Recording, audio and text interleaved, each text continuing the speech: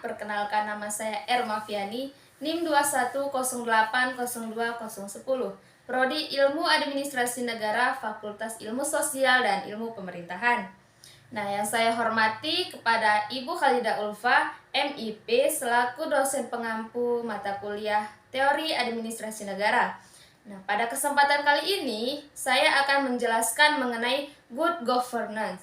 Yang saya jelaskan ada 4. Yang pertama yaitu pengertian good governance. Yang kedua yaitu prinsip-prinsip good governance. Yang ketiga manfaat good governance. Dan yang keempat contoh dari good governance. Nah, teman-teman semuanya, ada yang tahu nggak sih apa sih good governance itu? Nah, daripada kita menunggu lama-lama, mari kita melihat penjelasan apa itu good governance. Governance dapat diartikan sebagai tata kelola pemerintahan yang baik, yang ditandai dengan adanya pemerintah yang demokratis, pemerintahan yang bersifat terbuka, pemerintahan yang solid, efisien, mendahulukan kepentingan masyarakat, dan juga berkomitmen. Dan kemudian, good governance ini penerapannya dibutuhkan kerjasama, yaitu dengan pemerintah, sektor swasta, dan juga masyarakat sipil. Jadi, di dalam penyelenggaraan pemerintah yang baik itu juga dapat bertanggung jawab dalam hal penerapan politik, ekonomi, maupun juga administrasi. Dan kemudian, apabila sumber daya dan problem yang dihadapi publik itu dikelola secara efektif dan efisien, dan juga dapat menyelenggarakan pemenuhan kebutuhan masyarakat, maka dapat dikatakan good governance itu pemerintah yang baik. Nah, teman-teman semuanya, jadi teman-teman semua sudah melihat apa itu good governance. Jadi dapat kita ketahui bahwa good governance itu merupakan tata kelola pemerintahan yang baik. Nah, penjelasan yang kedua yaitu prinsip-prinsip good governance. Mari kita melihat penjelasannya, apa itu prinsip-prinsipnya. Selanjutnya yaitu prinsip-prinsip good governance. Yang pertama yaitu partisipasi masyarakat, di mana ikut serta dalam menyampaikan pendapat. Nah, semua masyarakat di sini dari berbagai kalangan harus ikut serta dalam berpartisipasi dalam menyampaikan pendapat. Contohnya yaitu seperti pemilu yang demokratis. Kemudian yang kedua yaitu hukum, di mana dukungan dalam menegakkan hukum secara adil. Nah, good governance akan berjalan lancar jika adanya dukungan pihak aparatur negara yang menegakkan hukum secara adil.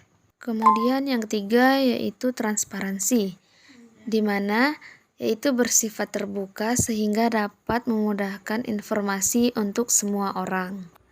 Dan yang keempat yaitu efektif dan efisien. Pemerintah harus berkomitmen dengan memastikan setiap program berjalan sesuai dengan ketetapan yang telah dibuat sesuai dengan kebutuhan. Dan juga bertanggung jawab atas visi misi yang telah direncanakan sebelumnya. Nah, jadi itulah prinsip-prinsip good governance. Jadi teman-teman semua sudah mengetahui apa itu prinsip-prinsipnya. Jadi dapat kita ketahui bahwa penerapan prinsip good governance ini ternyata sangat berdampak besar pada masyarakat, termasuk para karyawan ataupun pekerja. Nah, dengan pemerintahan yang mengutamakan kepentingan masyarakat, perusahaan didorong agar ikut menyejahterakan karyawannya. Nah, kemudian pembahasan yang ketiga yaitu manfaat good governance. Mari kita lihat apa itu manfaatnya. Kemudian, setelah kita membahas mengenai prinsip-prinsip good governance, kemudian saya akan membahas mengenai manfaat good governance. Nah, pada saat kebijakan yang dikeluarkan oleh pemerintah menjadi lebih terpercaya dengan pengelolaan serta kebijakan yang transparan dan tanggung jawab, maka dampak ke depannya juga akan menjadi lebih baik. Nah, kemudian sehingga warga di sini, warga negara juga aktif mengikuti setiap kegiatan politik dan juga meningkatkan nilai moral masyarakat dan saling menjaga keamanan di tengah masyarakat. Nah, jadi itulah manfaat dari good governance tersebut. Dan selanjutnya yaitu setelah kita melihat manfaat dari good governance, kemudian ada contoh dari good governance.